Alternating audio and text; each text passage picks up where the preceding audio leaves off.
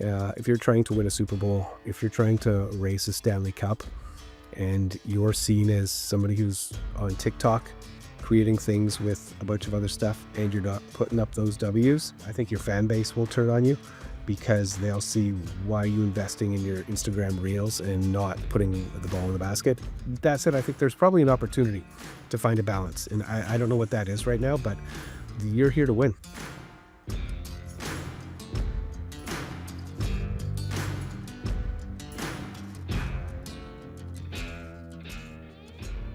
Welcome to the Backcountry Marketing Podcast. Today, I'm sitting down with Myles McCutcheon. He is the Director of Content and the Vancouver Canucks Sports and Entertainment. Myles, welcome. Thank you. Thank you, Cole, for having me. I'm looking forward to our conversation today. Likewise. It's great to always get to chat with the neighbors up to the north. You and I are not that far away from each other, about 50 miles as the crow flies, but we're in two separate countries. We share the same weather pattern, as you can see, I'm sure. We do, it's like yeah. The gloomy days of fall and winter are upon us. I'm pretty sure the same raindrop that hit your window just hit my raindrop. Exactly. Well, today we're going to be diving into a little bit of a compare and contrast episode. I think it's great anytime the outdoor industry kind of gets to look outside of its own four walls Totally. and see what are other people doing in this world of content and media. And, you know, the sports world is similar, it's adjacent, but it is different. And, you know, I'm excited to have Myles on the show today to help us compare and contrast. What is someone who works with content at a sports team? How do you think about content versus the outdoor industry? And for our format today, I was hoping we could kind of just work through a number of topics and hear your thoughts on these various topics. They range from everything from audience behavior to how you think about engagement to different channels to social impact and all the things that we consider, you know, when we look at content. But I think it could be really fascinating to just see how you guys do it differently, or maybe the ways that we do it similarly. Yeah, You know, I love this. I love the opportunity here. It's something that's on my mind often as a fan of a lot of the outdoor industry and the work that's being done by so many brands and frankly athletes these days. But what are the comparables and what can we learn from each other? Like, there's a lot I'd love to peel from the outdoor industry and more extreme sports, so to speak. And I'm sure there's some crossover with traditional, you know, if we want to get into those kind of channels of traditional sports and top four sports and all this kind of stuff, which I think is somewhat dated, but still referenced by, you know, industry standards and stuff like that. It should be fun. yeah. What's one of the biggest things that you hope you can learn by looking outside of your four walls? I think, I think I admire and look to for,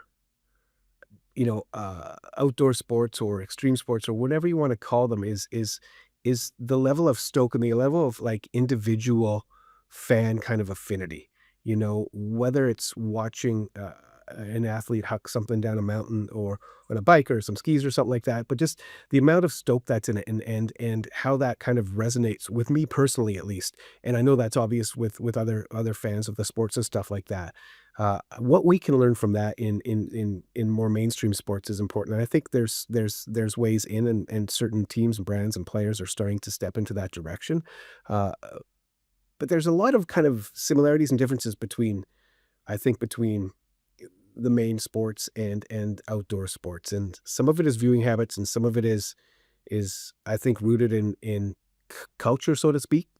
Coming from Canada, Hockey Night in Canada was a Saturday night program that anybody in the 70s and 80s would sit down with their parents and watch. It was must-watch television.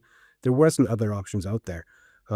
Obviously disrupted massively with the onset of the digital age and stuff like that, and how we grow brands and how we grow the sport and how we continue to engage with audiences, looking to those outdoor brands who do things a little differently and always have, maybe because they had to be scrappy when they were more upstarted, maybe because their audiences were much more, I don't know, cult focused. Like the skate audience to me is fascinating because of how much they get into the sports and how hardcore it is.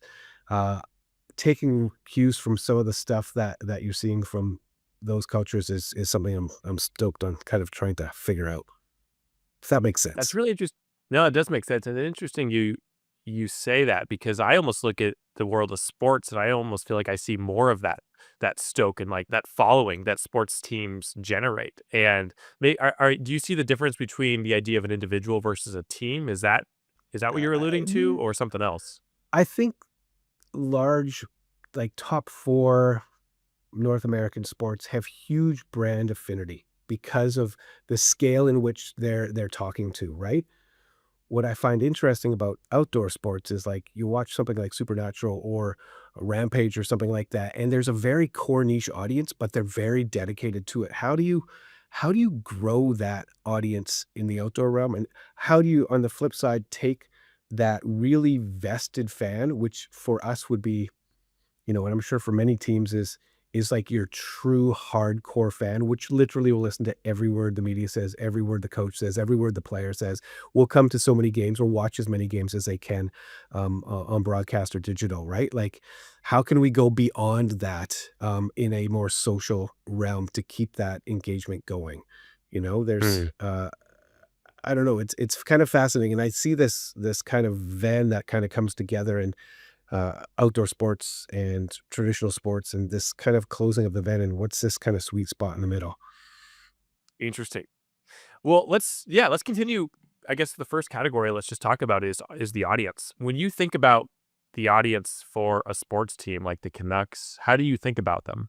Obviously, we have segmentation, and we look at how we can approach and communicate with that segmentation. We have a huge fan base here in Vancouver. It's the original expansion team, and it's been around for 50 plus years now. A hockey market north of the border is an unreal thing to be a part of just because of it's part of the Canadian culture. And I was listening today on the radio on the way in of them talking about the difference between like a US market and a Canadian market, and players wanting to play in certain places and stuff like that. And just the love this country has for that sport is a hugely powerful thing. So that's to say our audience is educated. They know this sport inside out. They know the nuances of play. They know the nuances of conversation. They know what words and semantics are used. And they're whip smart when it comes to the game itself. So being a hyper aware of that is kind of key for us because we're not getting anything past them, you know? So finding ways to ensure that we're, talking to them where they're at and not talking down to them like they don't know the sport. Like you may have to in a different market, Utah, for example, as a new hockey club this year. You may in that market, even though it's more of a winter town and state, have to educate the fans a little bit more about the game and use different language and stuff like that. Where here, you don't have to do that, right? Like these fans know what they want, and we have to meet them where they're at. So it's a nice kind of balancing act to include trying to include new fans into the game, which obviously every team wants to do, but also making sure we're doing our fans a solid.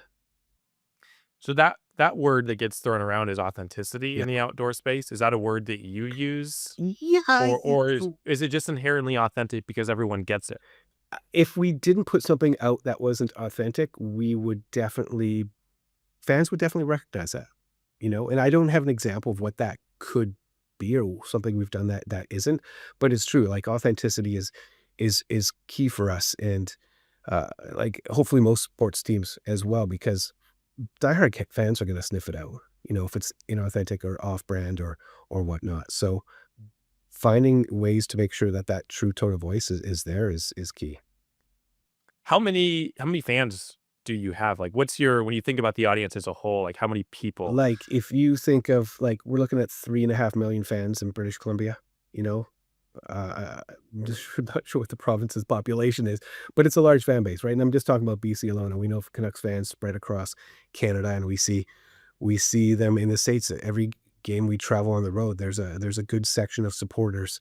Often I'll see signs from, Dallas or something. And what's cool about seeing some of those fans is sure they may be transplants, they may be a family that's moved there or something, but we've also talked to fans who are like, I'm a hockey fan and I love the Canucks. I was born and raised in Dallas. I'm 15 years old. I can't explain why I'm a fan of your team, but here I am at the game with a sign, with a shirt, hoping to get a stick from one of the players. And it's really rad to see that kind of like fandom because it's fascinating to me that people pick up on teams like this when they're not a part of the local culture, not part of the local demographic, but pick up a sport because of something they saw. And I think part of that is key to growing the game as well. Hmm. So I can see a number of advantages having 3.5 million people all kind of ingrained in the culture of hockey. And as you were saying, like knowing the ins and outs, right? So there's not that education that you typically or sometimes have to do for sports.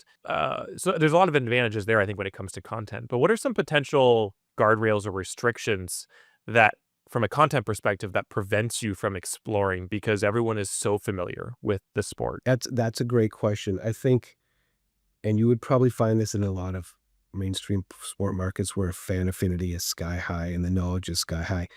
You have to be careful what you say. Um, like it or lump it, like media will pick up on words and use them against you, even if your best intention was not what that word was used for, right? So you really have to be scrupulous on how you look at your language because they could read things that aren't there. I would think it's similar to a celebrity, and a publicist working with a celebrity and being very select in the words just because they can be misconstrued and it can spiral, and that's how, I don't know, rumors start, or that's how, radio will have to fill 60 minutes of air because of a couple misused words or words that were meant to mean one thing, but they took it as another way. So it's attention to detail, and it's something that, we put a high premium on here, whether it's in communication or whether it's in content. And because the fans are also really invested, and you're to back to your point on authenticity, we can't skewer too far one way or the other because they'll pick up on that as well, you know? Skew in what way? Like, what do you? If you're mired in a streak where you may not be playing your best games and you may have had a few losses or something like that, and you're putting out content that screams, "Look at how great we are at goal scoring. Look at how solid our team is," and stuff like that. There's a misalignment from the product to the message. And I mean, I think we do a good job of managing that, but I think a lot of teams do as well, and that's probably from just past history, knowing that sports fans are damn passionate, man. They Mm. are hardcore, and they love their games and their teams, and if you are slightly misaligned from your brand, or what's happening, they will pick up on that. And I guess what you're maybe alluding to is a challenge that maybe we don't consider in the outdoor space. If your brand is the team and their performance in a season or in a game, right? So is that brand always shifting? And from a content perspective, you have to be shifting that content. No, our brand itself is solid. I think it's the Okay. communications and how we message around it. A lot of what's content is in sports is yeah, sure, there's content marketing, 100%. There's brand marketing, there's, ticket marketing and evergreen kind of marketing and stuff like that. But your daily always on machine is there as well, and that's where those nuances I think are really important because that's the stuff that gets picked up. That's the stuff that people share, retweet, quote, um, look at, scrutinize, and stuff like that. So that while your brand is still this rock solid piece of granite, um, if you stray from that kind of tone of voice or some of the communications within there a little bit, even by accident, that's where I think you can step in it a bit. I see. Gotcha. What type of content do sports teams typically put out? Like, what do you guys put out that works well that maybe is different than the outdoor I world? think every team is slightly different based on their priorities, their business priorities. You know, where we pride ourselves is high quality social first content. We are very active during games. Our social team is incredibly strong and smart, and they work really well with my team, which is the producers, the shooters, the editors, and photographers and stuff like that. And it's this wonderful little synergy during a live game where we are working back and forth in communication the whole time, sharing moments, highlights, clipping together a small pack of 5 saves you see within a 2-minute penalty kill that potentially, are game saving saves the goalie makes, and putting that out to your audience in near real time, Hmm. is what a way that we kind of differentiate. We also look to help communicate the team message. So there's interviews with players, with hockey operations. The Canucks are deeply invested within the community here. And I think probably one of the strongest, if not the strongest in the league, and how we work with our community and community groups and stuff like that.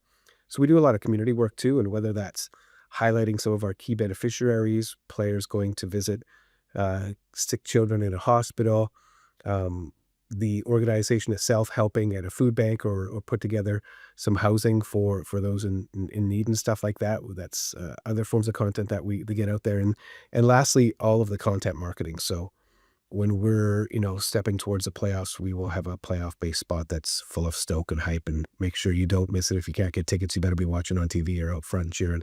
Um, or a season launch campaign, is typical to most teams. Some teams work with outside agencies for that kind of stuff. We tend to keep all that in-house. Tell me more about, so like a game's happening. Yeah, What is your team doing, and how are you guys simultaneously shooting and then it's cutting that and publishing that? Like that seems it's ridiculous. fascinating.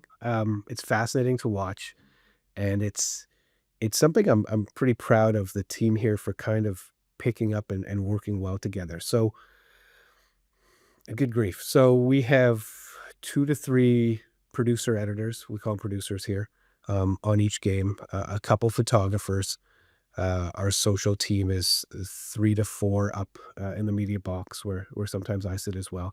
And there's largely we have a run a show, obviously, of things that we wanna capture pregame and things we wanna highlight during the game. If we know celebrities in the stands, or if we know there's a kid from the community that we want to highlight, we make sure that that's in there at a certain timestamp, and we have to have a photographer there, and when they have to share that back to our social team so they can post at a proper time. But during the game itself, it's following the play like broadcast would. And when moments happen, we're in a very kind of robust and lively group chat, alongside an editor that is watching the broadcast, who can do quick clips from the broadcast to share a great goal he can get out immediately. But also, if we're, filming and it's a breakaway goal or something like that, that producer who captures it often, or usually, will be like, "Yeah, I got the great shot," and will instantly throw the card into the laptop, quick edit, throw the lead on it, fire it off to social, and they'll get it out, within a couple minutes. So it's Wow. fascinating to watch, and the benefit of having a couple shooters is you lessen the chance that if it's a back-to-back goal, you miss that. But there's times where we have to bite the bullet. So it's sports. It's you don't know what's going to happen. You could score twice within 30 seconds, and you just got to take what's given to you. But it comes down to communication. It's I communication. I'm trying to think about like the technical requirements to pull something like that off. Are your shooters like running from the ice up to the media box, No, and are they no, they okay? literally have the laptop with them, and Got they'll it. turn around, and they'll sit and pop the laptop on their lap and throw the card in, and go from there. That's the same with photographers. A couple of photographers have game day editors with them that kind of sit behind them, and they'll just flip the card back from the camera to the editor, who will quickly throw a couple color paths on them and upload to our photo shelter, the platform we use to share images. And social will pull them from there. So pretty seamless. It depends on your Wi-Fi. Sometimes we got to hardwire in. We get IT to drop a line and go quick, but it's incredibly fast. And when I'm talking to people about joining the team and the requirements, and I say it moves fast, and a lot of people go, I worked in film and I worked in commercials and stuff like that. It's a shock at which the speed at which the game moves, and you have to react. So there's a lot of fun little things producers have to learn quickly when they join, if they haven't shot live sports before, aside from the fact the puck is moving at 140 kilometers an hour. So that seems like one of the biggest differences between the sports world and the outdoor world, because how many games are in a season for you? 82 plus playoffs. Yeah, gosh. So you've got like 82 live events that are Yeah, happening that you can pull content from, totally. I mean, forever. It seems like the outdoor industry, like we mostly produce evergreen content, Mhm. and then there's the occasional race or the event where, there is an event capture that's happening, but it's so different Yeah. than what you're describing. Do you produce much evergreen content, or is it mostly real time We do type? we do produce, more evergreen content, so let's look at interviews or community pieces. Um, it's still timely. We're looking at, like, as the season goes, we're looking at whether it's a theme night or something like that, celebrating our First Nations community here, or if it's and putting out content based around that community, whether it's a logo design or a player meeting a First Nation elder or something like that, and having a robust conversation. You could call that more evergreen for sure, but it does definitely have a lifespan, based around what those theme nights are. The evergreen stuff will be more high level content marketing, butts and seats, get your tickets now. Here's our brand spot and that kind of thing. That would be similar to most traditional brands and with their seasonality and whatnot. So then do you guys think of yourself as an editorial outlet, or how do you think of yourself? Editorial will be a part of it, definitely, with Uh-huh. some writers and messaging, who would take care of team messaging and stuff like that on staff. But I think we're as part of the marketing team, we're a marketing department. Okay. And when it comes to different types of content, are you guys doing like long form, like storytelling docs? Are you doing like Yeah, what types of content works really well? great question, and that's one we've kind of pivoted on, and it's due to, in my opinion at least, how the world has changed in terms of longer form storytelling. We've opted to stay away from stuff that's longer form, so to speak, and focus more on the social audience, social first audience for a few reasons. One, you're fishing where the fish are, on Twitter, on Instagram, on threads, nascent stuff like, Snapchat, even, it's been around for a while, or TikTok as well. You're fishing where the audience is, in a way that you can grow that audience and engage with people in a new way. Longer form stuff to do well, takes real effort, as you know, and a lot of your audience knows. It takes real time and it takes a team. And when you look at content that may have been done 5, 6, 7, 8 years ago for more of a YouTube based audience, you the bar wasn't as high as it is now. And with high level athletes and super high level production companies coming in and doing essentially that same content, which is behind the scenes, which is in the room, which is long form, but to a quality that we couldn't imagine, because they have three shooters, because they have a line producer, because they have an executive producer, because they have a sound person, because they have three editors continually working to make this story the best it can be. We could focus on all that. There's no way we're shooting a game. We just that the teamwork or the size of the team to create something of the quality that the audience now expects in those spaces, is massive. And, it's just someplace we can't play because we're talking to a broad audience and have a lot of kind of messages we have to share, you know? You look at, like, everybody references F1 Drive to Survive, of course. The NHL recently dipped its toes in there with the same production company, Box to Box, on their Face Off series. LeBron's had a doc made about him. Steph Curry was doing stuff with Facebook 4 years ago. Like, these were really well done pieces. The David Beckham documentary is outlandishly good. That's his own production company. That production is not a cheap production to pull off, and that's what audiences really expect now, is high quality in the room kind of stuff. Um, and while we can get in the room, we don't have the access that we necessarily want, at times, because frankly, it's a sports team and there's a lot of stuff going on. And as much as we'd like to get in there, it's not in the best interest of everybody at times to be in that room.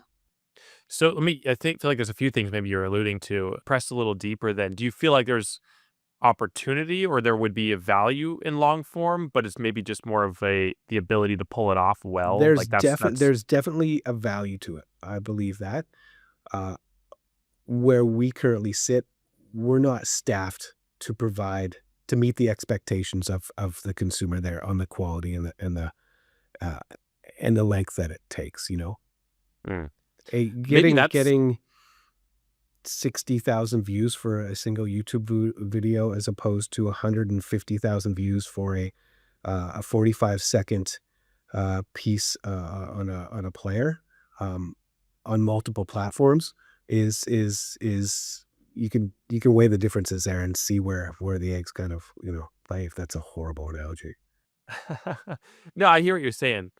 Maybe that's one thing that the outdoor industry does differently is maybe there isn't the expectation that the documentaries and long form pieces that get produced have to be at that F1 series level of quality. Like those when those things do come out, they're amazing, but I don't know that everyone expects that level of quality, which is why maybe we can get by with a small, pretty nimble, scrappy team. I don't know. I see so many great things. Like uh, I'm not I saying will like spend hours on Friday and Saturday night watching various outdoor brands and athletes share their longer form stuff. And look, longer form, like debatable in length. Like, what does that mean? 9 minutes, 20 minutes, 45, an hour and a half? Like, um, there's so much quality and creativity going into so much work that's out there. I look to Arc'teryx and a lot of the work they're doing. It's just it's the storytelling and the depth of it and the quality. And I know often they're not jacked up with a team of 20 putting some of those things out. It's probably a couple guys similar to the work you do, and some storyboards and some passion and putting it out there. But there's a quality and a time. That stuff probably is not being done over the course of 2 or 3 days. yeah, I don't mean to assume that the quality isn't there, but I think when people think of like a Netflix documentary, they think of like a mini Hollywood Yeah, production. totally. Like scale that way, way down, and then you have something that's happening in the outdoor industry. Yeah, So it's like the means to pull it off, while they're still substantial, it's way less yeah, than like a Tour de France Unchained yeah. series. You know what I would love to see from an outdoor brand? Or maybe it's a race series or something. I'm not entirely sure. You look at Drive to Survive, you look at Face Off, you look at a lot of the tennis doc out there, the sprinting doc out there. I can't remember their names. And it's personality based stuff based on the players.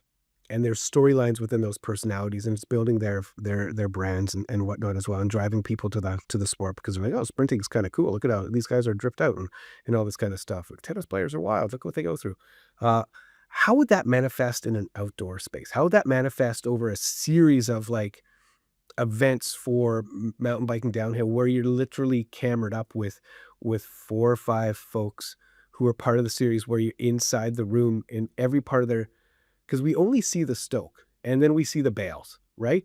But there's shit going on behind the scenes that I think would be very valuable and I think would be really insightful. And it may start to trap some of those or attract some of those fans who are not necessarily fans of that sport because you're like, "Oh, I just thought the guy was like a ripper and he's who else goes down a mountain that fast on a bike? Like he's gotta have the screw loose, but oh my god, he does this too and that too, or she does this and she does that." Like getting into the personalities and the deeper storytelling of the athletes themselves over a period of time may be something that's interesting, for fans.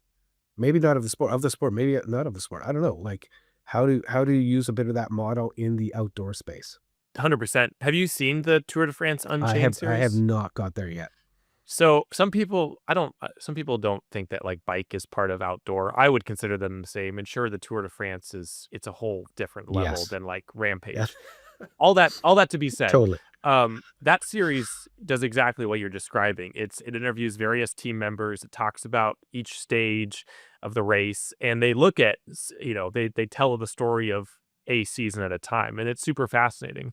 I think that happens a little bit Mhm. in the outdoor world. It's just way smaller. Yeah. It's oftentimes like athletes themselves are becoming Yep. creators. And I mean, this has been happening for some time now, but like you'll see athletes document their journey or their progression to an event. But what I don't know, maybe what you're describing, what I haven't seen done a whole lot is, yeah, could you capture 5 or 10 athletes and Yeah. then weave all of their storylines together Yeah. as they're 'Cause there's training for an competition event? in there. Like, we may be bros, but, like, we're still, like there's still a competitive level in there, right? And just like in Yeah. pro sports, like, athletes are athletes, and they're all driven to win regardless of their sport, whether it happens to be in a super pipe, whether it happens to be on an NFL field. They're driven to win, and you you see that, but there's internal competition or external competition too that's playing down there. While maybe high fives, there's got to be storylines within there that you can pull out more that gets a little bit deeper into those weeds that may compel new to audiences to pay attention a little bit, you know? Mm, yeah, I love that. Tell me more about platform utilization. Are there certain channels that work really well for you that maybe are, I don't know, not I don't wanna say less known. I think we all know what they are, but is there anything that's a surprise maybe for the So there's outdoor this thing, audience? Instagram. Completely new. Tell me Yeah, more. yeah. We lean heavily into Instagram as a premium platform, of course. We do target platforms specifically. I won't get into details into what kind of content we put on there, but definitely Twitter or X or whatever we're calling it is a more of a messaging platform. There's crossover, of course, where we'll share across, and we do tend to focus on creating at least for the specs of that platform. And that's hugely important in terms of engagement. We know if you got a phone screen, you want to maximize the screen to your advantage. So throwing a 16 by 9 in a reel is probably a disadvantage. Is YouTube in that primary list of platforms, or is that secondary or It would be a tertiary? secondary platform, 100%. And yeah, Okay. and because of the stuff we're creating, which is typically shorter, um, it doesn't resonate unless it's in shorts, right? Is throwing a minute 30 or a minute 45 piece onto YouTube, uh, half the time the pre-rolls are longer, right? Like, it doesn't do yourself favor, and sure, it gets views and engagement and stuff like that, but again, that audience is also whip smart, and they're expecting stuff that is typically longer, and if we have the time, we'll definitely and the content is worth it, the content has the juice, we'll make a longer edit, um but it comes down to resources and story. One of the series that I've seen on the YouTube channel is I think you guys call it mic'd up, Yes. where you mic up coaches or Yep. players during training or games. And that, I mean, maybe that's a common thing in the sports Certainly world, is, yeah. but like I don't see that happening much at I all in would the love that. outdoor I world. would love it. Wouldn't that be I cool? think it's great, and you know what I really dig? We talked a bit about, like, athlete creators. It's like, there's quite a few of them now, and, that mic'd up stuff is great. Stan Ray, for example, and his stuff that he does up at Whistler, like, when he's talking through going down lines, like, an insane skier, but also he's talking his way down, and, "Woo, like, this is great. Oh, whoa, look out for the rock there, like, here's some sharks coming up," and stuff like that, like, it's fascinating, and that's, like, true, and the POV engagement is off the charts, like, it's so awesome, but you're right, like, I would love to hear some mic'd ups of some wild and supernatural or something rampage. I'm sure it's similar to sports, and obviously we do our best in the editing suite to make a 60-minute game is gonna net you probably just a couple minutes of footage because a lot of it is "Attaboy, give me the puck, attaboy, good work," a bunch of expletives, like, it's really it's not the most engaged, so we do a good job, cutting it together, but you're right, it is a staple for sports teams. What I think would be neat too is beyond just miking a person up. Like if you could mic up a pair of skis or mic up a bike, Yeah, like people love in the bike world, people love those raw totally. edits where it's just bike noise and tires on Yeah, dirt. yeah, If you could do that for Rampage or Hardline or something yeah, like that, maybe it's already done. Maybe I need to do my research, but I what agree. I think that'd be incredible. Yeah, there's a few pieces of content, like, look, we look to a lot of college teams, especially college football teams. They have the content creators on those teams, some of them are just freaking amazing. They're young, they're just hungry, they're kids who are in school and just wanna create really rad work, and often because of the college, they have access that maybe professional teams don't, or it's a sport that just has a bit more jump to it or something. But there's edits out there now of just the sounds of practice with incredible footage, and it's fast, rapid feet on turf with the catch of a ball in a hand, and then a couple huffs of hard breathing, and then just shuffles again with sound, and it's fascinating to watch from an engagement standpoint because you're there for the oral aspect of it, but you're there for the visual aspect of it too, and it just makes you wanna sit and watch. Very similar to ASMR videos and just like the tranquility or piece that they bring. These kind of edits are doing that in the same way as well. It's something I think we'll try to experiment with it here. I mean, it makes sense because 50% of video is Yeah, sound, like when you watch a movie, like 50% of the experience is yeah. sound. And so on a video first platform where sound is muted, like we're only experiencing half of what's the potential. So if we could just lean into that other 50% more, there's a world of other One opportunities. thing that's been happening is it's a small trend, and it would be interesting to um to do for a outdoor sports as well, is miking up fans. So what we've seen is whether it's family members or little kids like watching their dad play, or I think in the NHL last year they brought in an NFL player and a basketball player could have been, and sat them right in the front row, and they're obviously not fully in touch with what the sport is, so they're experiencing the sport from the front row, as an athlete's POV, and oh, good lord, what just happened? Is he allowed to do that? Like, and it's creates these great conversations and these great moments that were clipped out and Mm. used and stuff like that. It was really cool to see. So what happens when you do that with something like, um, I don't know, the X Games or something in the Super Pipe, and you have fans on the side mic'd up who are just like jaw-dropping moments, and they're showing the exhilaration and the stoke of watching something happen, you know, in the pipe live. And so thinking of a Oh, social yeah. engagement way, clipping that out quickly and getting it out, right? And same with mic'd up. If you could mic up somebody in the pipe or on the course and clip that almost real time and share that in the audience, who's not on the ground, but watching socially, like, there's a way to scale that up, right? Because now you've got, like, a connection back to a moment based on something that an athlete just did from their kind of perspective. Mm. What about the idea of athletes and creators? And I guess to explain more about what I mean by that, in the outdoor industry, there's this, I don't know if it's a question or people, there's a trend happening where for a long time, brands would produce content purely around their Mhm, athletes, expeditions, trips, things like that. But now in age of social media, brands are oftentimes and seemingly turning towards creators mhm, to lean on them to create content.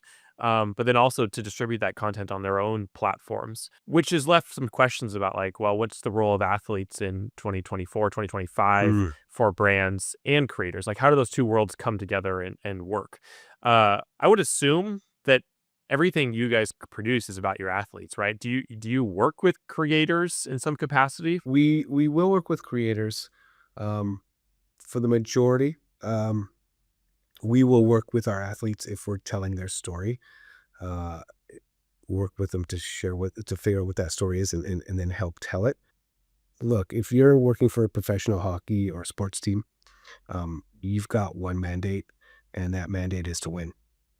And and anything that can distract from that winning, um, can be seen as a potential flag, right? So you could have a team that has a content team or a creator team with them or creating their own content 24 hours a day, but uh, I would assume that if they're not in the W column and excelling in that W column, that may be short lived, Interesting, right? Like, because that's almost an expectation, I think, in the outdoor world is that athletes kind of become yeah, influencers themselves and develop that following and develop that ability to reach people.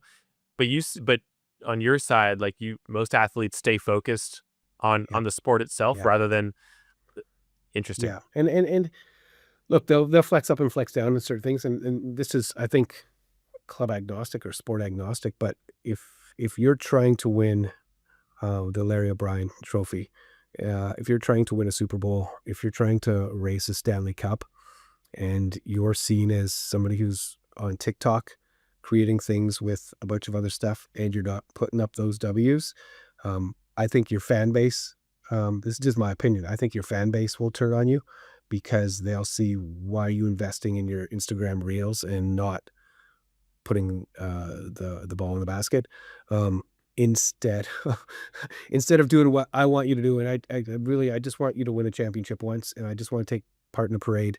And I've spent $300 to sit courtside, and you guys, I really want value for my money. So I think there's a slight difference there. That said, I think there's Huh. probably an opportunity to find a balance, and I don't know what that is right now, but, um, you're here to win. Yeah. Interesting. That seems like a pretty big Yeah, difference. And maybe one that has a bigger effect than I'm realizing just in this yeah, moment. Um, yeah, yeah. and that's just speaking with other people I know around various leagues and stuff like that. Like, "Hey, what's your access like? Like, what do you get with this?" And they're like, "You know what? Like, I'm trying, and I know it looks like we're getting gold, but I had one ask and it was a gold win, and we struck it with that one, but for every 10 times, 20 times I asked to do something, I'm met with a no because right now we're focused on A, B, and C." If you want to go and produce something with an athlete, they can tell you no thanks because I want to focus on the game. For myself, I don't have direct contact with the athletes. I work with our communications team Uh, and stuff like that. So, um, yeah, there's a lot of factors that go in, and again, the focus is on winning. hmm. Yeah. Yeah, interesting.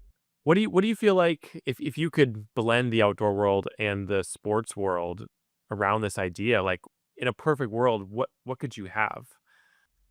In what way? For instance, I was looking at Red Bull's YouTube channel, and at the bottom they have all the recommended other Yep. channels that are out there, and they've got a whole bunch of mountain bikers who are also Yeah. YouTubers. A lot of athletes are going that route. They're producing their own content. They're becoming their own brand Mhm. beyond just winning races and events. So, but that seems like it's an expectation, and for an athlete to in order to be able to survive Yeah, and thrive in the outdoor industry, they kind of almost have to do totally. that. Do you wish that you had that access to athletes, hockey players, to create that type of a personal brand, or is it? Hmm. Do My s question is kind of muddy here, Yeah, I know, totally, but totally. Selfishly, sure, I'd love to, but I also know I would rather see this team go 4 rounds in the playoffs and win a Stanley Cup in Game 7. And if that meant I didn't get access, I would choose a cup.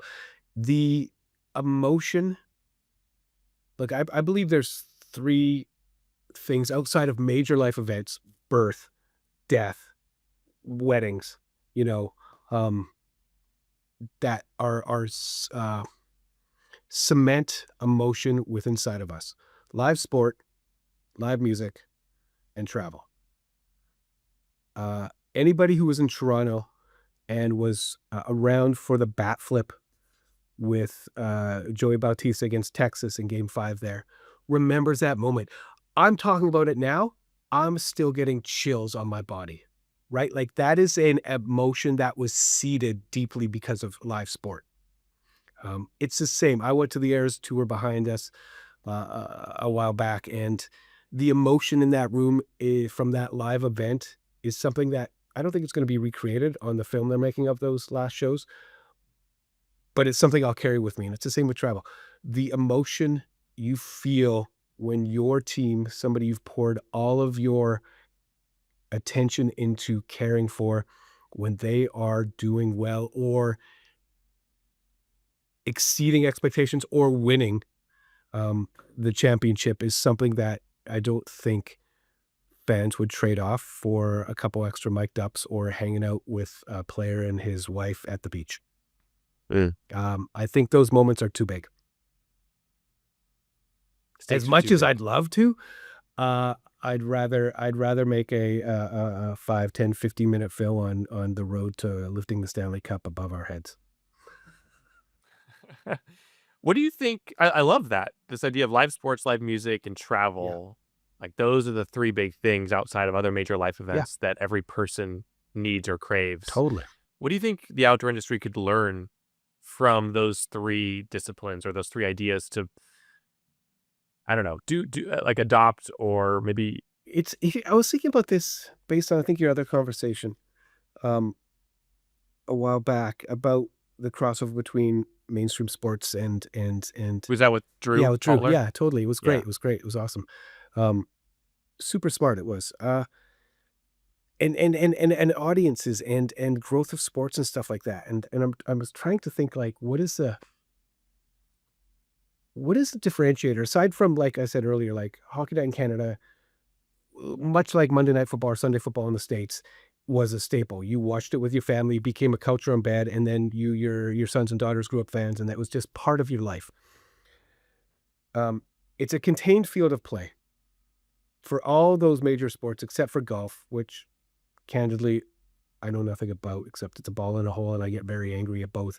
Um, the It's a contained field of play. So you're if you're live, you're in and amongst like live music, you're in and amongst people with a shared passion. If you're watching on TV, it's easy to follow along. Um, is it easy to follow along for a mainstream audience Red Bull Rampage? Because I don't know how long the course is. It looks insanely long. A World Cup downhill. Again, multiple cameras on there, but it's something that you can't even live appreciate the scale of it because they're zipping past you at 100 miles an hour down a steep chute. Like it's in and it's gone. It's like downhill ski racing. They're past you and it's there. Like so I think there's a different effect on us as viewers when you can't um necessarily associate it with, it's not the right word, but experience it the same way you could in a contained event. And I think there's a little bit to do there with the field of play and how the games kind of play out. How does that manifest in terms of broadcasting or showcasing? Is it every guy, every girl's GoPro'd up and it's a live feed to what they're seeing? Um, it's still a little different, but what does that look like? I don't know. I don't Yeah. think that addressed the question. No, but I think it's a Just really interesting tangent. idea. It's I mean, the nature of the activities in the outdoors, like you can't see it all. No. Maybe as we kind of wrap things up, if you could reimagine, I don't know, the world of content that you live in with the Canucks, like Mhm. what would you, and I know understand there's restrictions and Yeah. there's, budget and there's access and all the things that do restrict what you can do. But if you could reimagine content for sports teams, like what would you recreate if Mm. you had the ability? How would I flip that on its head? What would I like to see from the outdoor industry? That you could, yeah. I think, and I consume a lot of content, based on the outdoors, so but I also may have missed some. I think there's a lot of, like, Stoke. I think there's a lot of storyline based on what it takes to skin up a mountain, ski down a chute, a couple really good bales, some cinematic photography that's just butter, and incredibly good soundtracks. Um, what I would love to see is a bit more story based on emotional connection or true challenges. And I know they're probably out there. Um, I think Free Solo was one for sure, and look how that resonated with a larger audience. If my mom's talking about somebody climbing a piece of granite, they have definitely reached a large audience, right? Um, there was a lot to unpack watching that, even as somebody who doesn't climb rocks. Um, what are those truly challenging moments that aren't just about effort and perseverance? Um, and there's some great short form stuff. I'm curious what that looks like in a longer form. I know Arc Yeah. puts out a couple of really good films on people with disabilities or who have overcome challenges or gender issues and stuff like that. It's short form though. So what does that look like from a longer POV? Yeah, I don't know. I'm curious what that could look like from a pro sports side. Yeah, I would love to do more in depth storytelling. Um, I think it's only beneficial to the athletes and frankly the leagues. Sorry, as you try to engage new audiences to humanize these characters and finding a way to humanize them so you and I can relate to something going on in their lives, but at the same time we hold them on a pedestal because they're doing things that you and I also will never be able to do is a very powerful way to grow those games, and highlight the greatness that these athletes have. Mm, yeah. I like it. I would agree. I think that's one of the big challenges of the outdoor industry is like telling stories that are beyond just an identity Yeah. piece or um having the means, frankly, to do a multi-season or year-long project. Miles, do you have any other lasting thoughts? No, I think this was fantastic. I'm I'm hugely inspired by the outdoor industry. skateboarding, snowboarding, deeply personal to me, and I think have always led the charge in terms of creativity, in terms of creating content, in terms of storytelling, in terms of engagement, and frankly, audience. Um, really solid audience building. So I'm inspired a lot by all the work I see out there, and I would love to see how professional sports can pull a bit of that forward, you know, um, because pull a bit of that into what they do, because I think that's where the magic will happen for us. Amazing. Miles, if folks want to find you and say hi, drop you a line, where can they find you other than the media box during a game? Yeah, exactly. If you're here, hit me up and I'll shake your hand and say hi in the arena. But also, you can find me on LinkedIn, just Myles McCutcheon. Yeah, it's probably the Right on. easiest place to find me there. Incredible. Well, Miles, thanks for the time. Thank you, Cole. I This is love great. this. This was fun to, again, look outside the four walls and see how other people are doing things. And Perfect. I love some of these ideas. So Awesome. I hope it was I helpful. appreciate it. I learned a lot. Thanks a lot, Cole. Have a good day. You too.